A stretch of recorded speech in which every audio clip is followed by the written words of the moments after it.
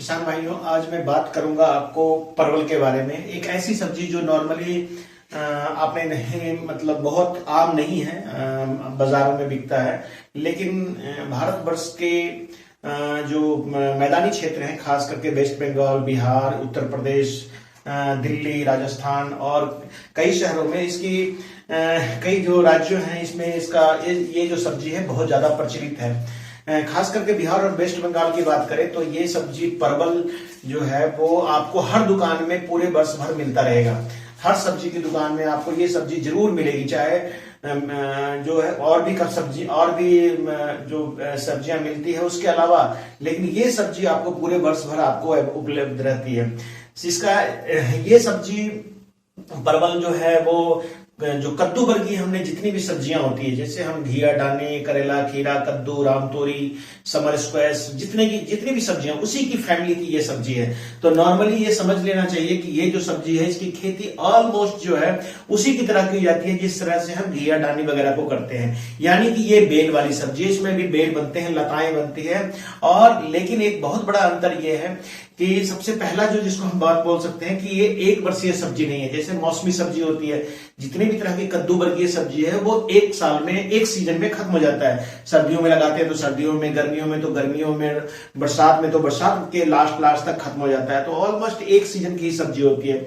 जबकि ये जो है परवल, ये बहुवर्षीय है, करीब करीब 4 से 5 साल तक, या कभी कभी अगर अच्छी कंडीशन हो, किसान अच्छी तरह से देखभाल करे तो 6-6 साल तक ये क्रॉप भी एक बार लगाने के बाद ये चलता है। तो ये तो दो बहुत बड़े अंतर है। तीसरा अंतर ये है कि इस सब्जी में मेल और फीमेल, नर और मादा की बात करते हैं तो नर और मादा दोनों अलग अलग होते हैं। बहुत सारे जितने भी आपको कद्दू वर्गीय सब्जी है उसमें आपने देखा होगा कि मेल फूल और फीमेल फ्लावर दोनों एक ही प्लांट पे आते हैं और इसको अलग से नर पौधे लगाने की आवश्यकता नहीं होती। जबकि कद्दू वर्गीय सब्जी के में आने वाला यह जो परवल है, इसको हम इसमें मेल और फीमेल दोनों अलग अलग प्लांट पे आते हैं। अब ये भी जान लेना बहुत जरूरी है कि मेल फ्लावर के पौधे अगर हैं और फीमेल फ्लावर के पौधे नहीं हैं तो उस पर भी फल नहीं लगेगा। अगर फीमेल फ्लावर के पौधे हैं और मेल फ्लावर के पौधे नहीं हैं तो भी फल नहीं लगेगा। यानी हर हालत में जब भी आप इसकी खेती करते हैं तो आपके ध्यान में ये अवश्य रहना चाहिए कि हम परवल की खेती करने जा रहे हैं और जब हम इसको लगाने की तरीके, जैसे बीज के द्वारा, कटिंग के द्वारा और सकर्स वगैरह के द्वारा जब हम इसको लगाएंगे तो हमें गारंटी रहिए कि इसमें मेल फ्लावर पौधे भी हैं और फीमेल पौधे भी हैं। तो ये एक तीसरा बहुत बड़ा अंतर है। चौथी बात है कि ये लगातार फलता है, मतलब इसका जो टेम्परेचर है वो ऑलमोस्ट 5 से 10 डिग्री कह लीजिए आप, 10 डिग्री से लेकर के 35 से 40 डिग्री टेम्परेचर तक इसमें लगातार फलन होता है और इसमें फूल, फल और तुड़ाई का काम कंटिन्यूअस चलता रहता है। तो ये ध्यान रखिए कि ये फरवरी के महीने से शुरू होकर ये सब्जी अक्टूबर, नवंबर, दिसंबर तक कंटिन्यूअस फलता है। तो किसानों को ये सब्जी एक अच्छा आय का स्रोत है। ये अन्य कद्दू वर्गीय सब्जी से मार्केट पॉइंट ऑफ व्यू से भी बहुत महत्वपूर्ण है कि मार्केट में जहां कद्दू, घिया, डानी 10 रुपए, 5 रुपए, 4 रुपए या किसानों को उसका रेट मिलता है, खीरा वगैरह का कई बार गलत हो जाता है तो और भी कम रेट मिलता है। वहीं पर इस सब्जी का रेट किसानों को कम से कम 20-25 रुपए से लेके 50 रुपए, इवन कभी कभी 100 रुपए तक भी होता है। तो किसानों को यह ध्यान रखना चाहिए कि ये सब्जी जो है वो कभी भी उगाई जा सकती है। दूसरी बात, हाँ, एक ये भी कहना है, ये कभी भी उगा सकते हैं आप, एक बार लगा दिया आप पूरे वर्ष भर इसकी हार्वेस्टिंग कर सकते हैं।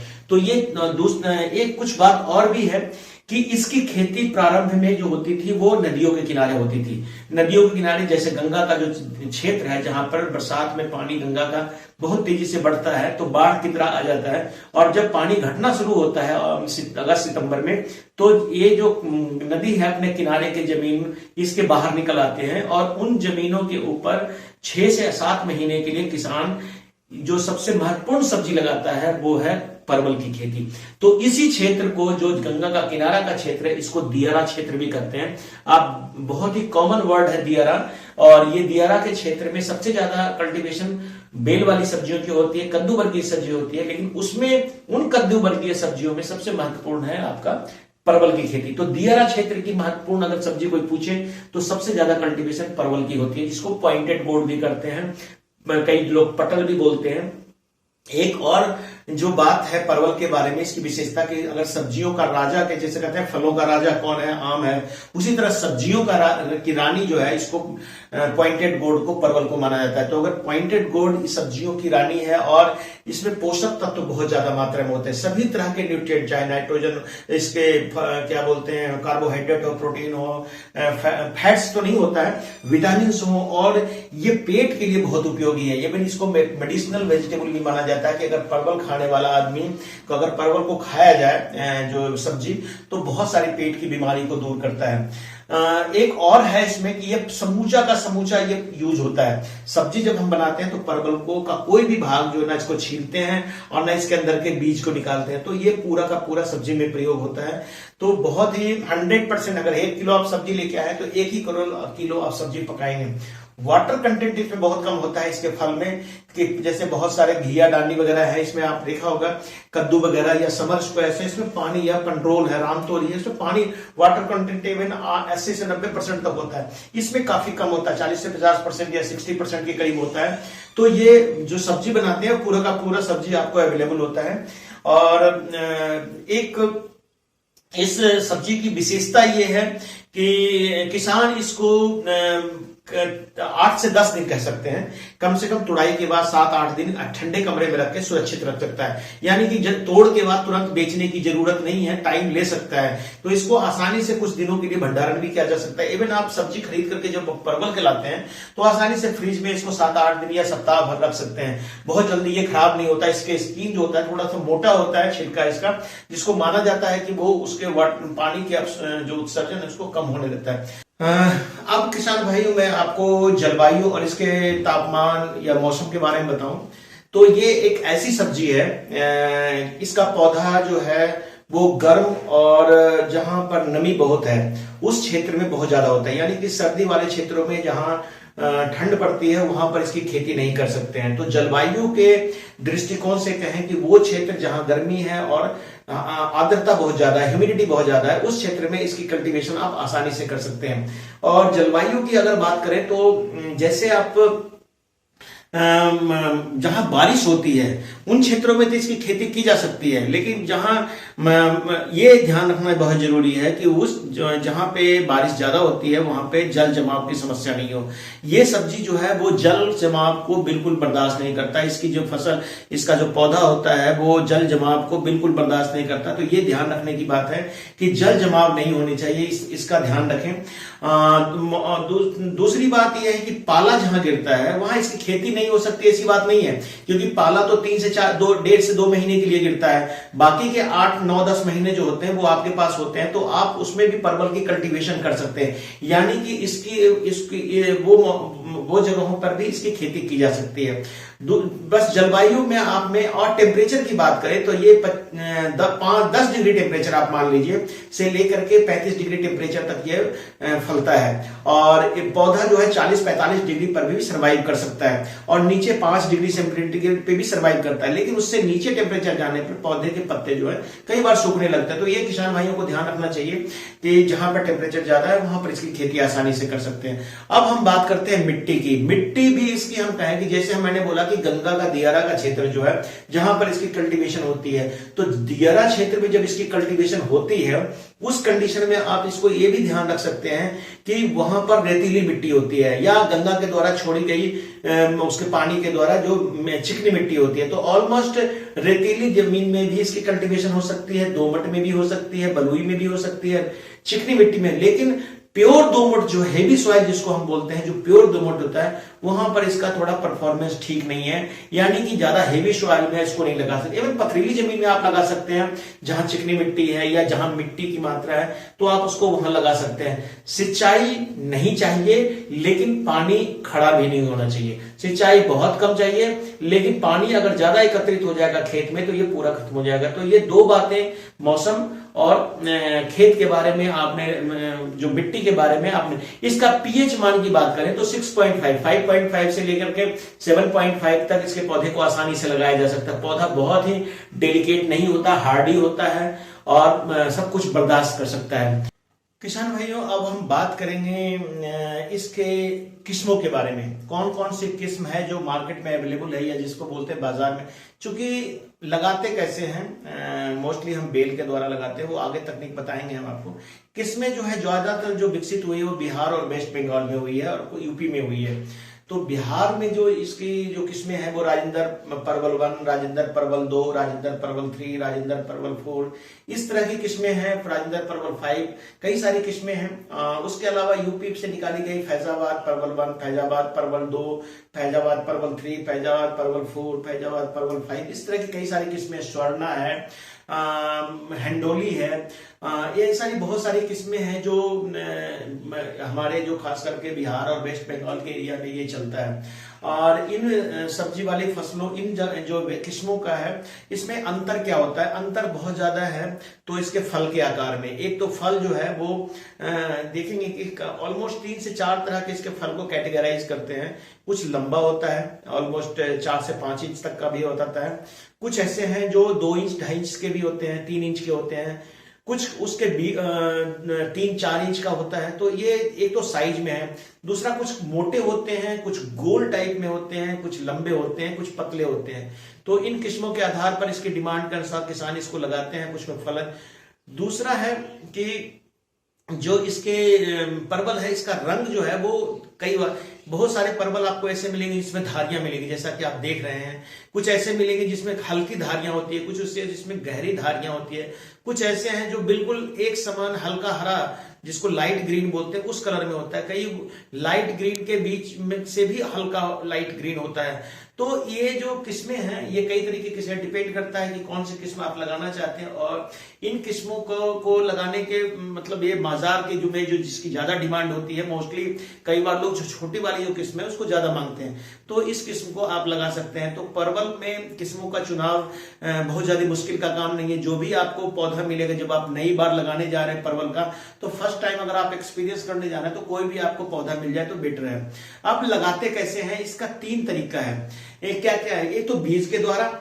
दूसरा सिंपल बीज, एक फल लगता है परवल, जो एक फल है उसके अंदर 10 से 12-15 संख्या में डिफरेंट वैरायटी के अनुसार बीज होते हैं। उन बीजों को पकने के बाद जब परवल पक जाता है तो वो पीले रंग का हो जाता है। तो पीले रंग के परवल को आप क्या कीजिए, उसको बीज निकाल लीजिए धो करके और उसको धूप में सुखा करके, इसको नॉर्मली वेजिटेबल की तरह जो नर्सरी लगाते हैं वैसा लगाइए। बाद में उस नर्सरी के पौधे को, जो टमाटर इतने बड़े हो जाते हैं जैसे कहते हैं नर्सरी उखाड़ने का, तो उस स्टेज में उखाड़ के उसको लिफाफे में रख लीजिए। उसका नर्सरी आपको लिफाफे में तैयार हो जाएगा। जब आपको ट्रांसप्लांटिंग करना होगा तो आप इसको ट्रांसप्लांटिंग कर सकते हैं। दूसरा जो है सकर के द्वारा। सकर किसको बोलते हैं, जो जड़ होती है, जड़ के पास से जब पौधा हम लगाते हैं, जो पुराने पौधे होंगे परवल के, वहां पे उन पौधों के पास से नीचे से जड़ से सकड़ निकलते रहते हैं, नए ब्रांचेस निकलते रहती है। सकड़ मीन्स वो नया पौधा तैयार कर सकते हैं। तो जड़ समेत निकलता, तो जड़ समेत इसकी कटिंग लेकर के, इसको हम सकड़ बोलते हैं, इसकी कटिंग लेकर के लगाते हैं। और इसमें भी हमें पता होता है कि ये मेल है कि इसमें फीमेल है। अगर मेल से लेंगे पौधे से सकड़ तो मेल होगा, फीमेल से लेंगे तो फीमेल होगा, लेकिन नर मादा का अंतर हमको पता हो जाता है। तीसरा जो है वो है जिसको कटिंग बोलते हैं। एक तो जड़ के द्वारा हो गया बीज के, तीसरा कटिंग का मतलब इसकी जो तन बेल है, जिसको हम बेल बोलते हैं, जिसको तन बोलते हैं, जिसको लता भी बोलते हैं, उन लताओं के टुकड़े को काट करके भी हम इसको लगा सकते हैं। तो लताओं के द्वारा भी इसको लगाया जाता है। तीनों टेक्निक में सबसे महत्वपूर्ण जो है, जो सब बहुत संख्या में आपको इजिली अवेलेबल होगा और आराम से मिल जाता है, वो है लता, जो कटिंग वाला है, स्टेन की कटिंग जिसको बोलते हैं, उसके द्वारा। इसकी संख्या करीब 5000 से 4000 से 5000 पौधे या 5000, कुछ ज्यादा डिस्टेंस का अनुसार डिपेंड करता है कि आप 5000 पौधे 1 हेक्टेयर में लग जाते हैं। ऑलमोस्ट जो है बीज भी है, जो बीज से अगर आप लगाएंगे तो करीब 20 से 25 किलोग्राम बीज की आवश्यकता होती है 1 हेक्टेयर के लिए नर्सरी तैयार करने के लिए। और अगर सकड़ से भी करेंगे तो आपको 4 से 5000 सकड़ चाहिए। लेकिन तीनों में अंतर यह है कि बीज से आपको यह नहीं पता होता कि जो पौधा निकलेगा वो नर है कि मादा है। तो किसान इसको प्रीफर बिल्कुल नहीं करता, क्योंकि अगर सारे पौधे नर निकल जाएंगे तो डेफिनेटली है कि किसान को नुकसान होगा। दूसरा जो सकर्स जो है, जिसमें जड़ की कटिंग जिसको बोल सकते हैं हम, रूट कटिंग, उसका द्वारा जो लगाते हैं, उसमें इतनी संख्या में जड़ें नहीं निकलती है कि अगर आप रूट कटिंग ही ढूंढेंगे तो आपको इतना आसानी से इतनी ज्यादा संख्या में मिलेगा। जब आप थोड़े एरिया में लगा रहे हैं तो डेफिनेटली आपको हो सकता है कि मिल जाए। तीसरा जो है वो है स्टेन कटिंग। इसमें तो आप चूंकि दिसंबर के हम कटिंग और प्रूनिंग के बारे में बात करेंगे तब आपको बताएंगे कि ऑलमोस्ट नवंबर दिसंबर के महीने में इसके शाखाओं को जो बेल है उसको काट देते हैं। तो काटते हैं तो इस कटिंग को हम जो है उसके बाद इस कटिंग का हम प्रयोग कर सकते हैं इसी को प्रोपगेशन के लिए, आगे बढ़ाने के लिए, खेती के लिए। तो ये जो 1.5 मीटर इसका जो साइज होता है 1 से 1.5 मीटर का होता है। बीज जो आपने परवल में देखते हैं वो छोटे आकार का, भिंडी के आकार का बीज होता है। और इसका जो रूट का कटिंग होता है वो 8 से 10 इंच का रूट का कटिंग लिया जाता है, यानी तीनों में। लेकिन जो रूट की कटिंग और स्टेम की कटिंग, तना के काट करके, जड़ के काट करके, इसमें मेल और फीमेल का हमें पता होता है कि हमने 1000 पौधे अगर लगाने हैं तो उसमें से 100 पौधे मेल लगाने हैं, 900 पौधे आपको फीमेल लगाने हैं, दोनों में, रूट कटिंग में भी और में। यानी 10 पौधा में से एक पौधा आपको मेल रखना पड़ेगा, नर रखना पड़ेगा, 10 पौधे फीमेल रखने पड़ेंगे। तो बीज वाला जो टेक्निक है इसको हम लोग कम फॉलो करते हैं, नहीं के बराबर फॉलो करते हैं, रूट कटिंग और स्टेम कटिंग को ही यूज करते हैं। तो जब भी आप खेत की तैयारी करते हैं, वैसे तो नॉर्मली दियारा क्षेत्र के बारे में तो क्या बोला जाए कि वो जमीन तो ऑलरेडी बहुत ज्यादा जो है उपजाऊ होती है, नदियों के द्वारा लाई गई मिट्टी से बना होता है वो एरिया, तो उसमें ज्यादा खाद और बने। लेकिन फिर भी किसानों को कहा जाता है कि 250 क्विंटल से 300 क्विंटल गोबर की खाद, सड़ी हुई अच्छी गोबर की खाद परवल में जरूर प्रयोग करें। तो ऑलमोस्ट 300 क्विंटल गोबर की खाद, 100 kilogram nitrogen, 100 kilogram nitrogen, 75 kilogram phosphorus और 50 किलोग्राम पोटास प्रति हेक्टेयर के हिसाब से आपको नॉर्मली देना चाहिए। और इन तीनों चारों को आप जो है पहले ही, जैसे खेत तैयारी है उसी समय मिला दें। इसके अलावा नीम की खली भी जो है करीब करीब 50 से 100 किलोग्राम के करीब, आप 1 क्विंटल कह सकते हैं प्रति हेक्टेयर के हिसाब से आप मिट्टी में मिला सकते हैं। अगर मिट्टी में आपके खेतों में निमेटोड की थोड़ी बहुत समस्या है तो नीम की खली इसमें बहुत ज्यादा कारगर होती है। तो ये इसमें एक बात और ध्यान रखने की है कि मैंने बोला आपको कि किसानों को कंफ्यूजन होता है कि ये चूंकि बहुवर्षीय पौधा है, एक बार लगा दिया तो 4-5 साल तक चलता रहता है। तो उस कंडीशन में आपने ये ध्यान रखना है कि हर वर्ष इतना खाद आपको डालना पड़ेगा। जो पौधे लग गए हैं तो आप उस खेत में थोड़ी मात्रा, जैसे 250 क्विंटल की जगह 100 से 150 क्विंटल गोबर की खाद, 100 किलोग्राम नाइट्रोजन की जगह 50 से 75 किलोग्राम, उसी तरह फास्फोरस में, लेकिन आपको डालना हर समय पड़ेगा। और जब भी आप 2 बार निराई गुड़ाई करते हैं इस खेत में खरपतवार निकालने के लिए, उसी समय इसको डालना है। तो खरपतवार ज्यादा नहीं होना चाहिए, ये किसान भाइयों को ध्यान रखना है। दूसरी खाद और उर्वरक, इसके अलावा बहुत ज्यादा इसको खाद और उर्वरक देने की आवश्यकता नहीं होती है, इतना खाद भरपूर है। तो जब भी आप नए खेतों में लगाएं, खासकर मैदानी क्षेत्रों में, तो भरपूर खाद का प्रयोग करें। खाद को ये पसंद करता है। बेल जो इसकी होती है, इसका तना होता है, बहुत कोमल होता है। तो जब आपने लगाना है, कोमल होता है और हार्डी होता है, पतला ही होता है, ज्यादा मोटा नहीं होता है। तो हम आगे बात करेंगे, जब आप खेत तैयार हो जाता है तो आपने इसको लगाना कैसे है। 2 टेक्निक है, या तो आप जैसे कि अपना खेत को आपने गुड़ाई कर दिया, हल वगैरह चला करके खाद वगैरह उर्वरक निकाल दिया, उसके बाद आपने खेत की क्यारी बनानी है। तो जहां पर पानी के जमाव की समस्या नहीं, खासकर पहाड़ी इलाकों में या हिमाचल प्रदेश के लगते हुए जो क्षेत्र हैं, खासकर निचले पर्वतीय क्षेत्रों में, यहां पर इसकी खेती अगर करेंगे तो जरूरी नहीं है कि आप इसको मेड़ बनाएं। लेकिन मेड़ वाला टेक्निक जो है वो सबसे उपयुक्त है, क्योंकि फसल को 5 साल तक चलना है। और आपने अगर कई बार बरसात में बहुत ज्यादा जल जमाव की समस्या हो गया तो ये पौधा जो पूरा सड़ जाएगा। तो इस कंडीशन में आपको मैं बोलूंगा इसमें कि इसमें जो मेड़ विधि है, कम से कम 2 से 2.5 फीट ऊपर ऊंची हुई मेड़ बनानी है, थोड़ी ऊंची मेड़ बनानी है, 1 मीटर चौड़ी हो, 1 मीटर से भी कम हो सकता है, लेकिन इतनी चौड़ाई हो। और मेड़ जरूरी नहीं है कि बिल्कुल वो हो ज्यादा उठी हुई भी, लेकिन इतना हो कि पानी उसके जड़ के आसपास जो है इकट्ठा ना हो सके, और बहुत ज्यादा सिंचाई की आवश्यकता नहीं होती है। तो मेड़ के ऊपर इसकी रोपाई करनी है। अब हम इसकी दूरी की बात करते हैं कि जब आप दूरी की बात करेंगे पौधे को, तो प्लांट से नॉर्मली परवल को हम 1 मीटर बाई 1.5 मीटर के डिस्टेंस में, यानी कि लाइन से लाइन की दूरी 1.5 मीटर रख लीजिए, उसके अनुसार आप लाइनें बना लीजिए। और प्लांट से प्लांट की दूरी जो है वो हम जो रखते हैं, ये प्लेन में है। अगर आप बिना मेड़ बनाए लगा रहे हैं, 1 मीटर पे इसके पौधे लगाते हैं, लिहाज का 1.5 मीटर बाई 1.5 मीटर पे भी लगाते हैं, कई जगह इसको 2.5 मीटर बाई 1.5 मीटर पे लगाते हैं। तो जहां मेड़ विधि है वहां पे आपको 1 मीटर का मेड़, बीच में आधा मीटर छोड़ना है, उसके बाद मेड़, तो ऑलमोस्ट 2 से 2.5 मीटर की दूरी हो जाती है। तो 2 मीटर की दूरी पर भी आप परवल को लगा सकते हैं मैदानी क्षेत्रों में, वो ज्यादा अच्छा परफॉर्म करेगा। तो मैं किसान भाइयों आप लोग को लगाने की तकनीक के बारे में बता रहा था। अब उसके बाद इसको बीज के द्वारा जो लगाते हैं वो तो बीज की नर्सरी लगाते हैं, जो कटिंग के द्वारा लगाते हैं जड़ की कटिंग को सीधा ला करके उसको नर्सरी में लगा देते हैं, जब जड़ें उसमें नहीं बन जाती है फिर ट्रांसप्लांट कर देते हैं, या सीधी जाकर के खेत में ट्रांसप्लांट कर सकते हैं। और तीसरा जो मैं आपको बता रहा था वो है लताओं की कटिंग के द्वारा। तो उसमें क्या होता है, इसमें जो लताएं हैं उसके में 8 से 10 गांठ होनी चाहिए, छोटे नहीं, 1 से 1.5 मीटर लंबा आपको गांठ लेना है, और उसके बाद उसको लपेटना है। लपेट करके आप उसका एक लच्छी बना लीजिए, जैसे तार को लपेटते हैं, और उसके बाद उसको जमीन में लगाना है। जमीन में लगाने के समय आपने इसका 2/3 भाग जमीन के अंदर रखना है, 1/3 भाग जमीन के ऊपर रखना है, और दोनों सिरा जो है, जो दोनों निकला हुआ सिरा है तने का, उसको जमीन के बाहर रखना है, ये ध्यान रखना है। तो और उसके बाद इसको सिंचाई करना है। तो ऑलमोस्ट 15 से 20 दिनों के बाद इसमें नई शाखाएं निकलती है। लेकिन फ्रूटिंग की बात करें तो ज्यादा फ्रूटिंग जो है शुरुआत में वो जड़ वाले में होती है, जड़ की कटिंग में, लेकिन जो तने वाला कटिंग है ये ज्यादा उत्पादन देता है, क्योंकि इसमें बहुत सारी शाखाएं एक साथ निकलती है।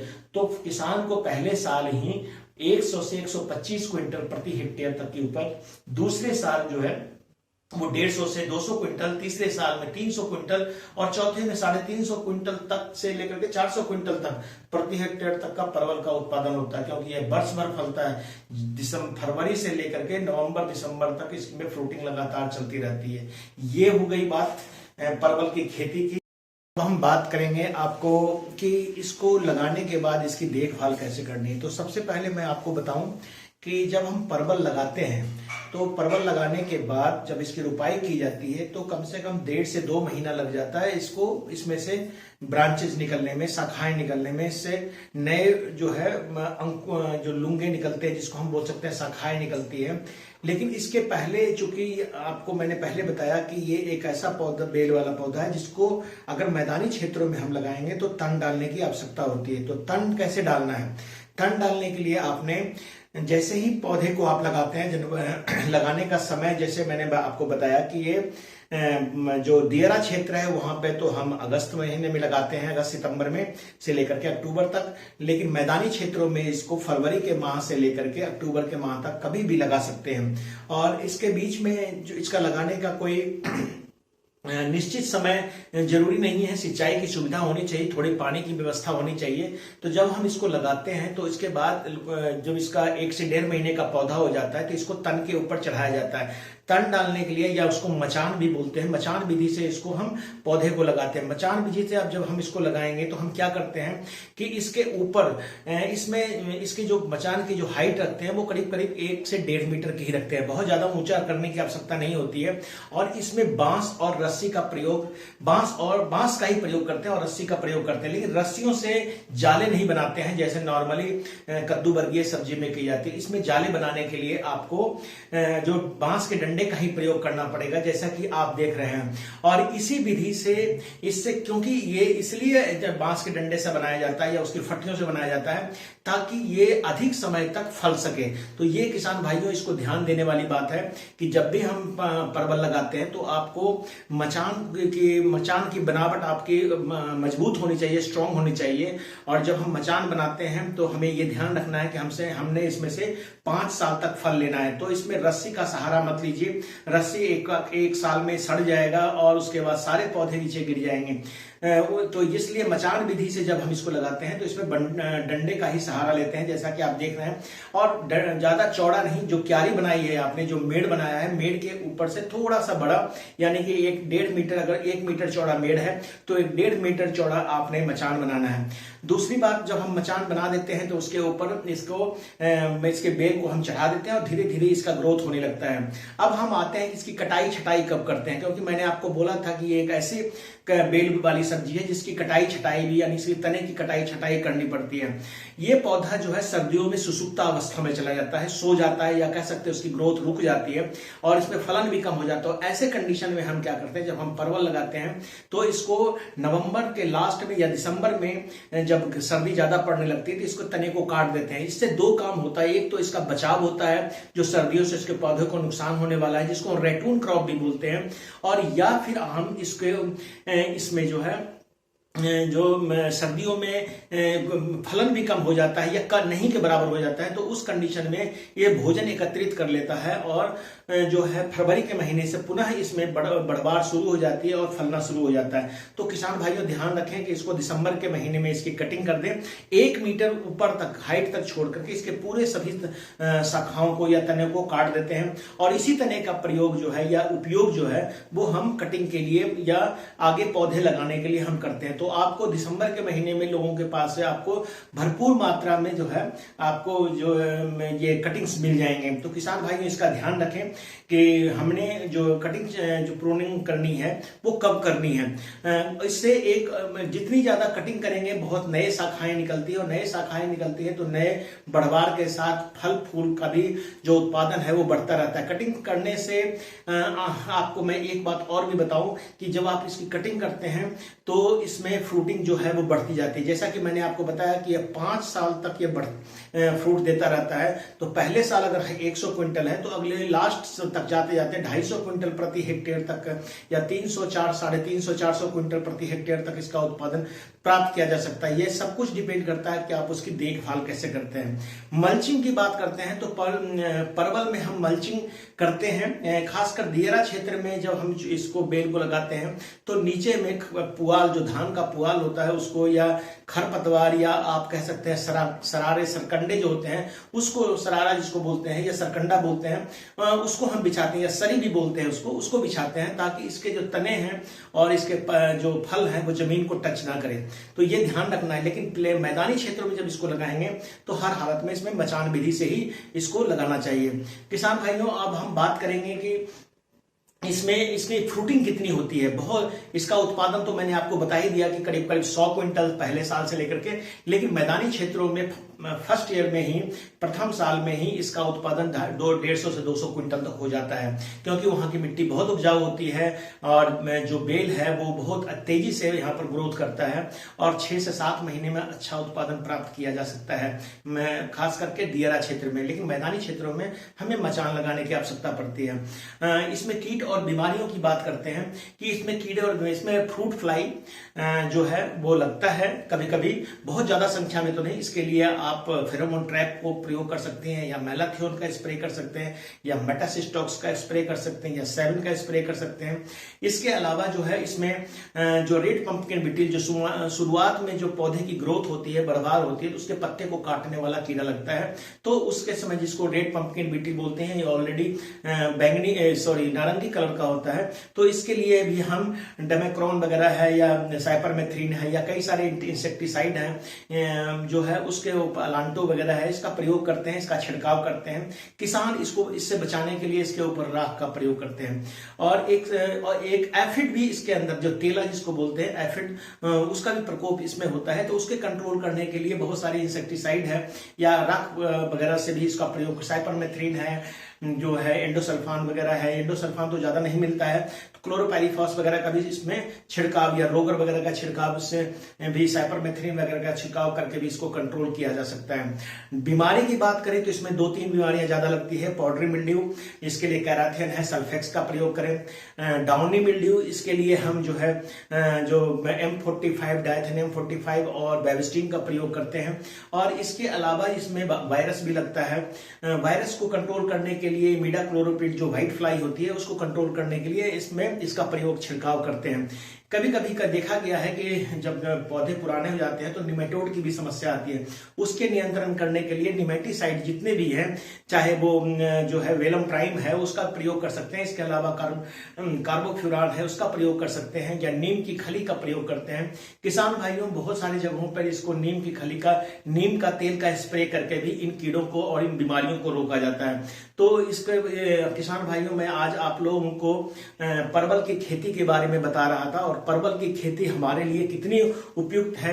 आज हम परवल के खेत में खड़े हैं और आप देख रहे हैं कि यहाँ पे जो किसान है वो परवल की तुड़ाई भी कर रहा है। तो हम आपको यही कहना चाह रहे थे कि परवल एक हमारे यहाँ किसान जो अगर अपनी आर्थिक को सुधारना चाहते हैं या एग्रीकल्चर से इनकम को बढ़ाना चाहते हैं, उनके लिए परवल उत्पादन करने के लिए सबसे जो बेस्ट टेक्निक है वो है कि परवल की खेती करें, परवल का उत्पादन करें, एक बार लगाएं और 5 साल तक इससे फलन लेते रहें। सबसे लंबा फ्रूटिंग देने वाला पौधा है, सब्जी का फल है, और बीमारी बहुत कम आती है। इसमें जो खर्च है वो प्रथम वर्ष में ही ज्यादा आता है, चाहे वो लेबर का खर्च है चाहे जो कुछ है। बाद के समय में इसमें सिर्फ तुड़ाई का खर्च आता है। निराई गुड़ाई जरूर करनी चाहिए। निराई गुड़ाई इसमें ध्यान रखना है कि निराई गुड़ाई करते समय इसकी जो शाखाएं अगर जमीन पर आपने रखा है, यानी कि जब आपने तन मचान विधि से खेती नहीं कर रहे हैं तो इसके जो तने होते हैं उसमें से जड़ें निकल जाती है, तो ये कंट्रोल करना चाहिए। उसको पलटी लगा देते हैं, जिसको हम पलटना बोलते हैं, कि गुड़ाई करते समय उसको पलट देते हैं। हर बार खाद और उर्वरक का जब भी प्रयोग करें तो निराई गुड़ाई करते समय ही करें। उससे क्या होता है कि खाद उर्वरक जमीन में मिल जाता है। गोबर की खाद इसके लिए बहुत महत्वपूर्ण है। गोबर की खाद भरपूर मात्रा में डाल प्रयोग कीजिए। तो किसान भाइयों, आज परवल के बारे में जो एक बहुत ही महत्वपूर्ण सब्जी है, परवल आलू की सब्जी पूरे बिहार में, यूपी में, वेस्ट बंगाल में मशहूर है। आप जाएंगे कहीं भी तो आपको परवल की सब्जी हर फंक्शन में, हर तरह के उत्सव में आपको खाने को मिल जाएगा। तो किसान भाइयों, मैं आज इसी के बारे में बात कर रहा था। इसके अलावा इसकी मिठाई भी बनाई जाती है जो बहुत ही स्वादिष्ट होती है। तो किसान भाइयों, अगर कोई जानकारी आपको चाहिए इसके अलावा परवल के बारे में तो आप हमसे पूछ सकते हैं। मेरा जो उद्देश्य था इस वीडियो को बनाने का कि परवल जो काफी लोगों को नहीं पता है, और ये ऐसी सब्जी है बाजार में उपलब्ध जिसका सबसे कम जिसके ऊपर स्प्रे होता है। तो थैंक यू किसान भाइयों, मैं आज आप लोगों को यही बताना चाह रहा था परवल के बारे में।